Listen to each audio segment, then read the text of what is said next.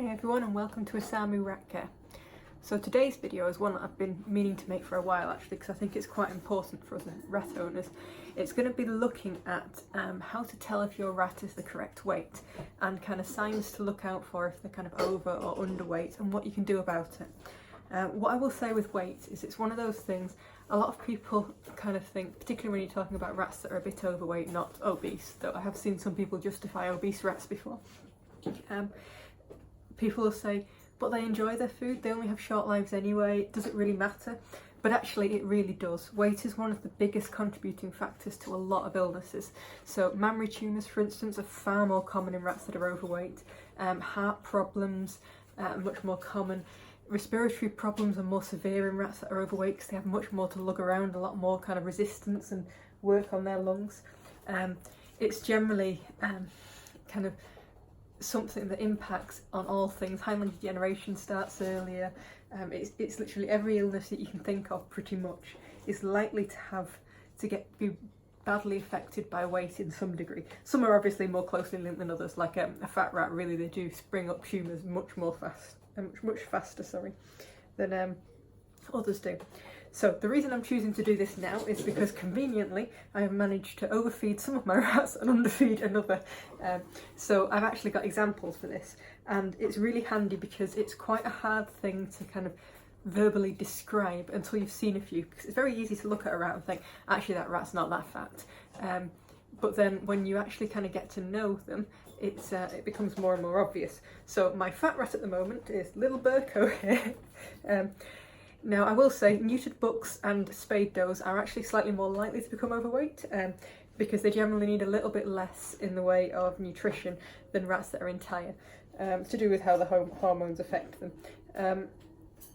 So Burko was always kind of more at risk than the rest of the girls, and he's a young lad. He's probably not quite as active as some of my girls. But he's not a bad lad. So the first thing I do when I'm trying to judge whether a rat's fat or not is pick them up. So if you notice how I'm picking up now, and what I'm doing is kind of brushing the kind of body down, so this helps extend it. Now you can do similar by watching them run around, and you can watch how they kind of place themselves. So what I'm looking for this is, what I want is a rat to be tubular. So now it doesn't matter so much if it's kind of broader tubular or narrower tubular, because each rat will have its natural shape. And what you're looking for is kind of an expansion around the waist area. So Burko is a little bit kind of chubby around his belly, and I can feel that because it goes out a bit. The other thing you're feeling for is kind of the firmness there, and I will say Burko is very firm, and a lot of people would say, oh, it's okay, he's not fat, he's just got a lot of muscle. But that's not true, because rats have different places where they store their fat. Some rats store it on top of the muscles, they'll feel jibbly and squishy and such. Some rats store it underneath the muscle, and Burko's one of those. So Burko feels like kind of really manly and kind of broad, but actually that's not him, that is fat held underneath the muscle. And actually fat held underneath the muscle is worse than fat that's on top of the muscle because it tends to be around the organs. So it's quite important that I make sure that Burko loses a little bit of weight, and he will do better if I manage to do that. So a bit of a comparison, we have somebody else who's just decided to join us. Now I will say Burko is currently my only buck, so he is going to be broader than the does, but this is Fing. Now Fing is a nice shape. She's slightly soft at the moment, so she hasn't got as good muscle tone, but she's still about a nice weight for her size. So I brush her down and she's absolutely fine, and actually if she'll run up to me, you'll see that she's kind of quite nicely in proportion, and now she's off. Whereas if Burko runs up me, go to my shoulder. No, that's down. Burko does not want to cooperate, but you'll see he's quite pear-shaped, so his butt is a fair bit bigger than the rest of him. So quite a good way of doing it if you're struggling is try kind of looking at them as they run around from above. You will see that a bit. He's actually not bad at the moment, or not as bad as he's been. 2 days ago he was quite fat, so I had to reduce the overall food. Right, now let's see if I can find my underweight rat. I might have to wait a little bit for Trix to reappear. Trix, being my oldest rat, is also more likely to get underweight. You can find that. But an underweight rat, so what you're looking for that, and I'll just grab the nearest person because who knows where Trix is at the moment. She's somewhere in the rat room exploring. So things you're looking for in terms of underweight rat is when you're stroking them over, you can feel for a prominent spine. Now a prominent spine is also associated with the kind of aging degeneration that you see. So with handling degeneration and that kind of thing, kidney degeneration, oh that's Trix, they will all get this kind of like more prominent spine. And now she's gone back under. Difficult to get them from underneath the work surface. Right, so it's kind of a twofold thing. So Trix does have this, and hopefully when Joshua was saying that, it's really hard to see when you've got fur. It's a lot more about kind of touch. And I will say there's a bit of touch in everything with rats. Mog's probably a touch underweight actually. She's quite a good example. She now won't kind of show off for the camera. But if I hold her up, you'll notice that she does seem to go in a bit at her sides. In fact, if I hold Mog and Chocobo, who's also showing up at the moment, you'll see the kind of different shapes. Mog has always been a rat that can get a little bit underweight fairly easily, and different rats will have different kind of abilities to extract nutrition from food. You do tend to find that like all my rats that I've bred are more similar, but when they get to a certain age they tend to lose weight much more easily because their body becomes less efficient at processing calories. So what I've got here is like Chocobo and Mog are very, like, not too dissimilar age, and Mog's a couple of months older, but you can really see the difference in their kind of weight here. And actually, as I'm feeling Mog, she doesn't feel like she's got a lot of extra, so I can feel her ribs much more prominently. Chocobo's covered with a nice layer of muscle. She's not fat, but I can feel more bones on Mog, and that is quite normal. You coming to visit me, Trix? Hopefully Trix is about to. Nope, she's off. So that's the kind of thing you're looking for. So an underweight rat will typically be fairly bony. They might kind of feel a little bit lightweight. You kind of get used to what each of your rats should feel like. They will feel narrow. There won't be a lot of kind of extra on them. What you may also see, which Mog doesn't have because she's not particularly underweight, she's just a little under, they may get a square tail. So what I'll do is I'll put a picture of kind of a square tail there, but if you want to find out more, I did do a video on tail condition, which is quite useful. So square tail will have kind of corners on it across its cross section. So it's a good one to look out for. A very underweight rat, even if it's been well fed for most of its life, will start getting that square edge tail too. But to be fair, if a rat's been underfed early in life, it may keep that square tail even when it's fat, so it's not 100% guide. So a fat rat actually also quite often has a really round tail, so kind of properly kind of chunky, and it's very chunky near the base, tapers to a kind of point, and that's quite kind of obvious where I've just seen Trix. Hey Trixie. Yeah. Brilliant. She's not the easiest one to catch, so I have to get her in certain places. So here's Trix. You can see straight away she's more underweight than Mog. So she is kind of like quite narrow around her flanks here, and she's not pulling them in. She is just a bit underweight here. And as I'm stroking her, I'm feeling most of her bones over her back, but she's an older doe, so I would expect some degree of that. But also when I stroke along her ribs, I can feel them much more prominently, and she hasn't got a lot of extra. So if I do the kind of stretching them out and stroking again, you can straight away see there's not too much for her, and she goes in at that side point, and that tells me that she's underweight and needs feeding up. So we've got Burko, who's kind of like a bit overweight. He's not obese, but he is overweight. We've got kind of lots of rats that are about right, which is the majority of my group, and then we've got Mog that's a bit under, and Trix that's very under. So here we've got Burko versus Trix. So you can just see in there the kind of different size difference, and it's not really a fair comparison given that he's a buck and he will be broader, but he is kind of fat broader. What I will do as well, I want to pop up an image of a doe that is quite overweight, in fact verging on obese, so I'm going to put it up here. This is a doe that came to me kind of rehomed, and one of my lovely pet homes. He was really lovely, but he was struggling in terms of keeping the weight off them, so I got them, and they got a crash diet, if I'll be honest, when they came back, because he had to give them up sadly. And actually with a kind of serious diet, that rat improved a lot, and kind of like the kind of after shots. So there are things you can do about it even with an obese rat, and I will say that doe that I've shown you there, she suffered from a lot more mammary tumours than any of the others that were from that litter. It wasn't the best litter in the world for mammary tumours, but she suffers from several, and that's quite unusual in our family, and they happened earlier than we would normally see them as well, and this was down to her weight and being at that weight for a long period of time. So it was something that, even though we managed to do something about it, if you can keep them at a good weight through their whole life, it's far better than just kind of crash dieting them at some point. So what do you do about things? So we have rats that are overweight, rats that are underweight, and rats that are the right weight. And what you typically find is they're all in the same cage, just like in my situation here. And it becomes difficult. So you've got a few options on how you want to deal with it. The first option, which is available to you more so if you've got quite a lot of rats, is you can look at kind of splitting the group up so that you have groups with similar needs. It can be quite useful. We do sometimes do that between myself and Lovecraft. We'll sometimes shuffle rats around into groups that suit them best, but we also don't often. At the moment we're not planning to do it with this group because it's very settled, they're getting on very well, and it would kind of be a bit cruel to disrupt that, particularly as Trix is quite an awkward character, so she needs a particular kind of group to be happy.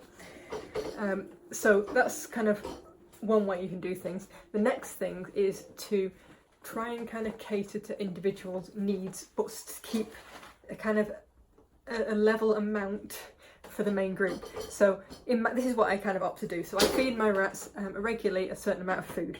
So for that is I do something called intermittent fasting. So every 2 days they miss a meal, but otherwise they get fed twice a day. I'll do a video on it at some point. It's quite an interesting one. So they get a set amount of food for that, which is about 100 grams for the bunch of them. So obviously that's 3 times out of kind of 4 feeds they will get that. So it will be a little bit more than anybody that's also feeding 10 rats that doesn't do the intermittent fasting, because they do miss a quarter of their food effectively. So that's kind of how much I feed as a normal. Now, when I noticed that Birka was getting fat, and actually, I'll be honest, Chocobean was also fat. She looks a bit slimmer now. I might see if I can grab a reference. Hey, Chocobean. She is a little bit chubby actually, so this is a good one. This is a slightly overweight doe. Now you notice she's quite broad around here. She's also very squishy, but to be fair, she's got pretty poor muscle tone, she always has. But you notice she's quite a kind of pear-shaped rat here. It shows it up well from that side as well. She is definitely overweight, much like her dad. I think she obviously inherited it a little bit from her dad, didn't she? Yes, you chub. Yes, so I have 2 rats in the group that are overweight, and I have 2 rats that are underweight. So what I do, like I say, continue to feed the group the kind of set amount. What I actually did was I used to feed 110, I've dropped that back to 100. So that's reduced the overall amount of food slightly. It's not significant, but it's enough that there's not as much freely available. And what you tend to find with the rats that are overweight is they tend to be the rats that spend the longest looking for food and keep at it when the others have given up. Or in some cases they can hoard it. So next thing to do, which I automatically do anyway, is scatter feed. So scatter feeding is scattering the food around the cage, not using a single bowl. Now this is great because it helps kind of spread out the food so one rat cannot hog it as easily. It also tends to encourage rats to eat what they find, because otherwise they have to search for another bit. So they find something and, oh brilliant, I'll eat it, then go and find the next. So it slows down the overall pace of eating, whereas if it's in a bowl it's dead easy. You pick out your favourite bits, sit there, scoff them, and then slowly pick up the rest later on. But it's very easy, they're not having to be active in order to find the food. Scatter feeding does increase the activity levels of rats, particularly if you do it over multiple levels in a cage. Mine quite often I scatter in the digging box too, so they're having to physically dig for it, which is good exercise. So that's kind of one way that helps actually even things across the group, as does doing 2 feeds in a day. So what I found, I used to feed once a day, and I was finding that I tended to have more fatter and more skinny rats. So I had a bigger range across my whole cage. And if you're doing kind of 2 feeds, it gives the skinnier rats 2 goes at the food, and they tend to be the rats that lose interest after a while and wander off and do their own thing, whilst the fatter rats tend to carry on eating until it's all gone. So that can help, and I've seen people do up to 3 feeds a day. But you do have to balance that with the fact that it's good for rats to have a period without food, which I'll cover when I do an intermittent fasting video. Hopefully when I'm a bit further down the line myself, so I can give you a bit more information on how it's panned out. But yes, so that's one way of doing it. So scatter feeding and feeding more often, but splitting it up. But also reducing the total amount of food for the group. don't do it too fast. Do it incrementally until you're finding that the majority of rats in your group are fine, and then you may still have some fat and some skin. The girls are being destructive tonight. You may hear lots of clatters and bangs, but they're enjoying themselves.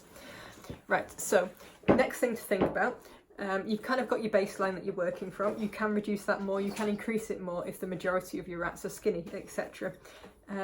The next thing to think about is targeting the rats that are skinny. So this is really easy usually to sort out, and all you need to do for that is pop them in a little mini cage or a carrier or something with an extra meal.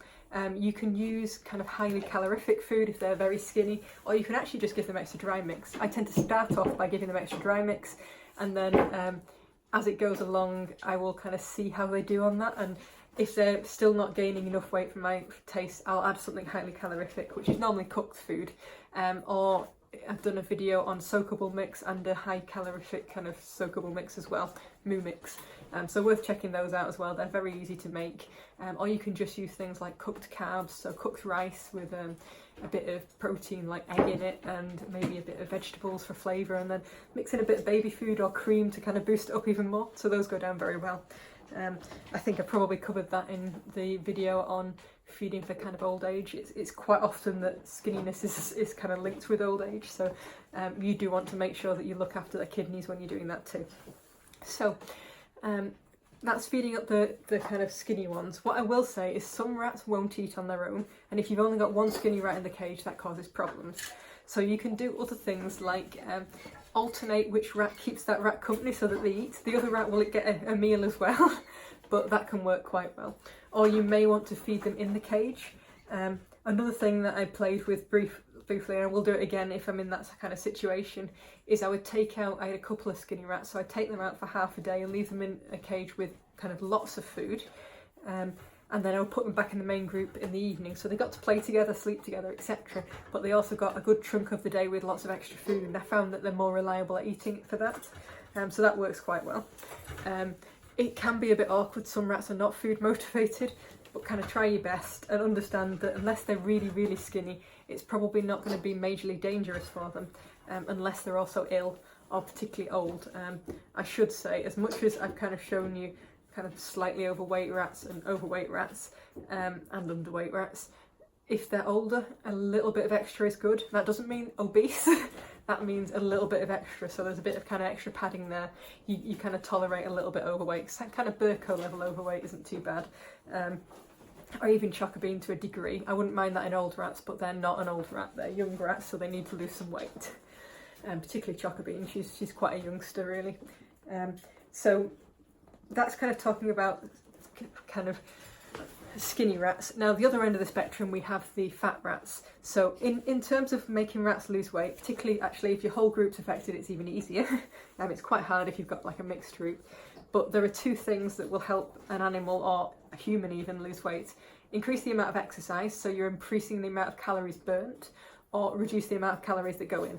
So that means basically anything you try will be along one of those lines. So increasing the amount of exercise is usually fairly straightforward, unless you've got a fairly active setup anyway, like I have.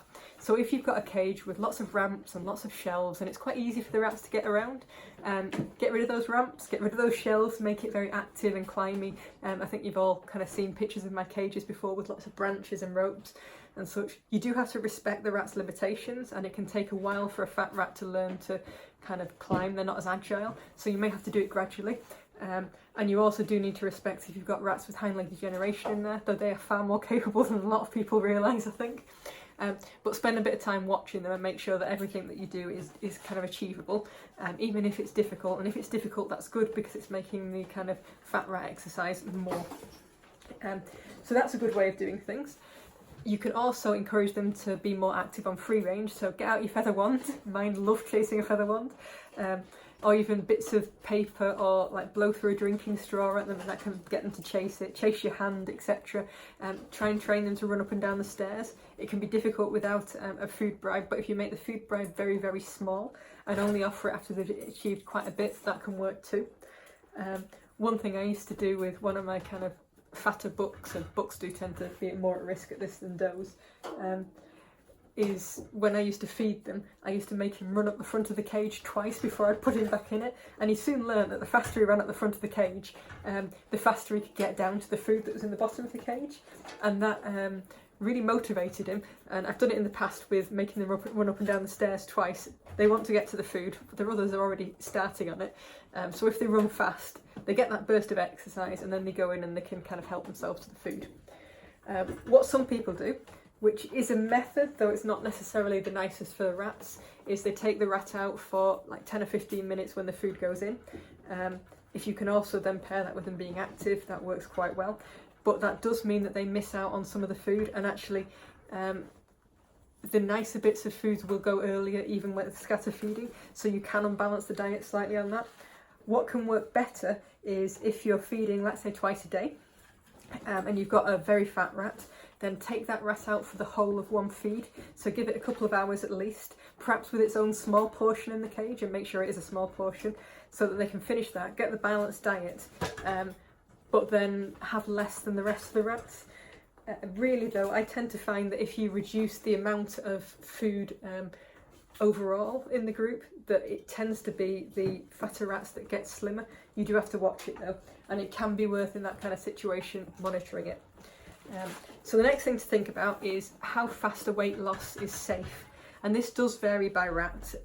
It also varies on the age, etc. You don't want to diet an old rat fast because it's going to be a lot more stressful on their system, but a younger rat you can diet a little bit faster. So a good rule of thumb I find is I don't like to go much over 20 grams per week loss. Of course, a bigger rat you can get away with a little bit more than that. A smaller rat you don't want to get that much. 10 grams might be more appropriate, but that works quite well as a gradual weight loss. You can weigh in. That can be quite a useful thing. If you do weigh in, then you want to, in fact I'll show you my weigh-in setup, because a lot of people really struggle with how to get their rats to stay still. So I've got a basic set of kitchen scales, then I have a bowl, and in that bowl I have a cube. So all I have to do to weigh them is zero the scales with these on them, then pop the rat in. The rat normally stays in for long enough that I can get a weight off them. It doesn't have to be perfect, just kind of around about the right time. You're going to come out, Snufkin? No, Snufkin is now the weighing rat. Yeah, so that's quite a good way of getting weights. Now I weigh mine normally about once a month. I find it quite useful and interesting.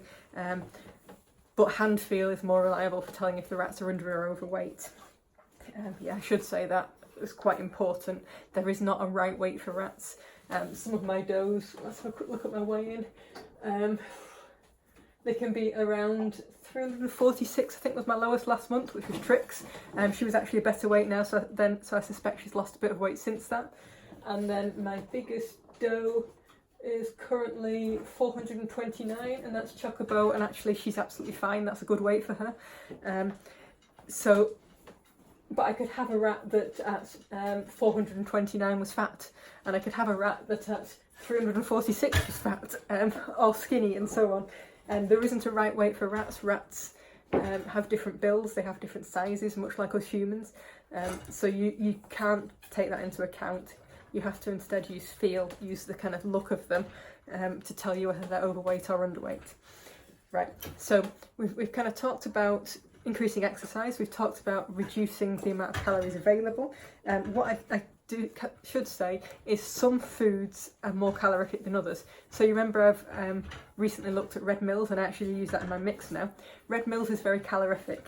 That isn't necessarily a bad thing, it just means I have to feed less of it.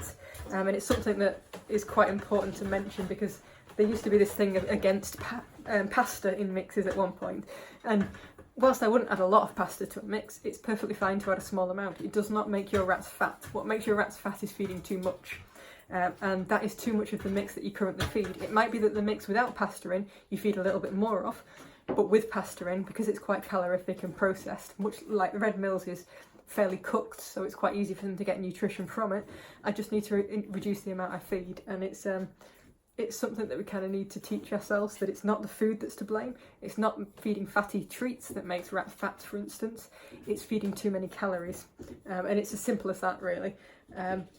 I should actually mention, if you do treat your rats regularly and you've got fat rats, stop treating them, or replace it. If it's something that you really enjoy doing, replace it with a kind of treat that's not particularly got a lot of calories around it. So things like single Rice Krispies or mint leaves, they go down very well. Herb leaves go well down with me.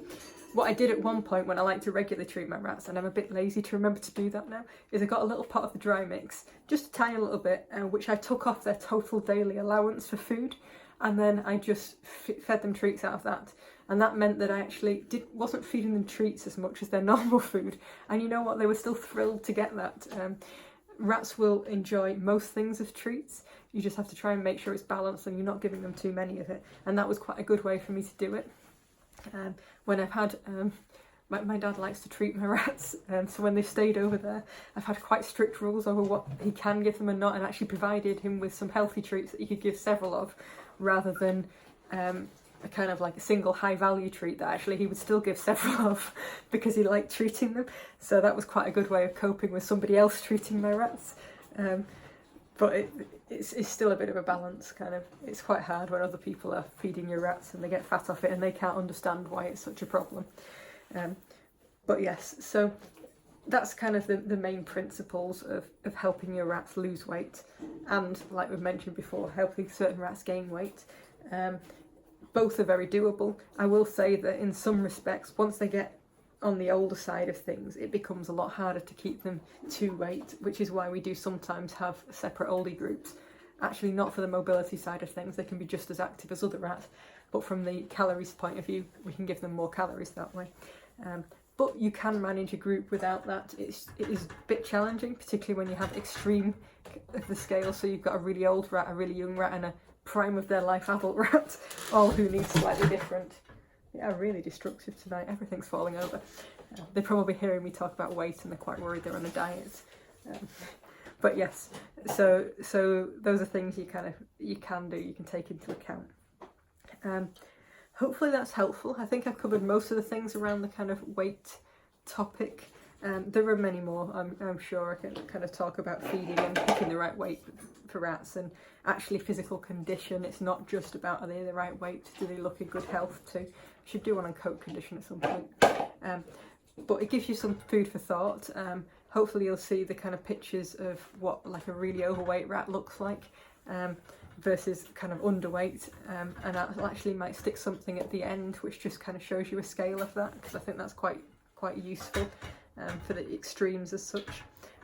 Definitely keep encouraging your rats to be active. That's one of the single biggest things you can do to help them both keep fit and stay a nice weight, as well as feeding a kind of like decent diet and controlling how much you feed.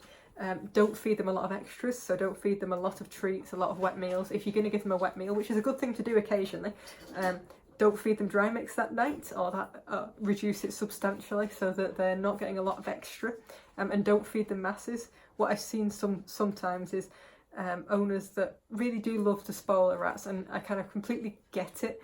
But they're feeding them like breakfast, which might be porridge or might be Rice Krispies and a bit of sugar on top to make it particularly nice for them.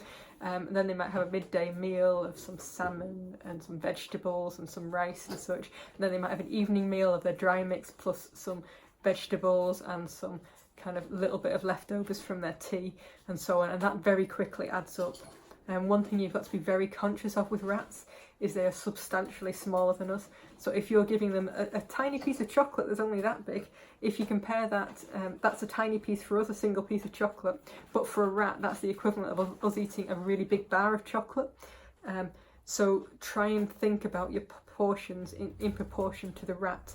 So let's say we eat something the size of our eye. Make sure that's, if you're giving it as a real treat to a rat, it's the size of their eye. It's kind of a good rule of thumb. It's not perfect, but it'll give you a better idea in terms of portion control, particularly when it comes to unhealthy treats. And minimise the unhealthy treats, because genuinely, I don't give my rats unhealthy treats, and they get so excited about healthy treats. They don't know that that's not a bit of chocolate. They don't know what chocolate is. They have no concept of that. Instead, they're absolutely thrilled that they've got a mint leaf or a bit of Rice Krispie or something like that, or even a little bit of kibble or a seed. To them, that is the best treat that I can give them, because they don't know anything else exists. And that's absolutely fine. You can spoil them and make them happy without giving them something unhealthy. So definitely one to think about. But I think I've probably waffled enough on this. Like I say, I can quite happily talk on this topic for a while because it is something that I think is so important to rats. So I think it'll be over and out for me, and I might go and kind of collect the carnage that's around the room at the moment and put it back where it belongs. And I hope you have kind of good food for thought from this, and if you do have rats that you want to kind of slim down and you're having problems particularly, or rats that you need to get weight on, you can always get in touch and I'll try and help if I can. It's always nice to see kind of before and after photos as well of how these things have improved. So bye from me for now, and bye from Tato, who's just come to see us, and see you soon.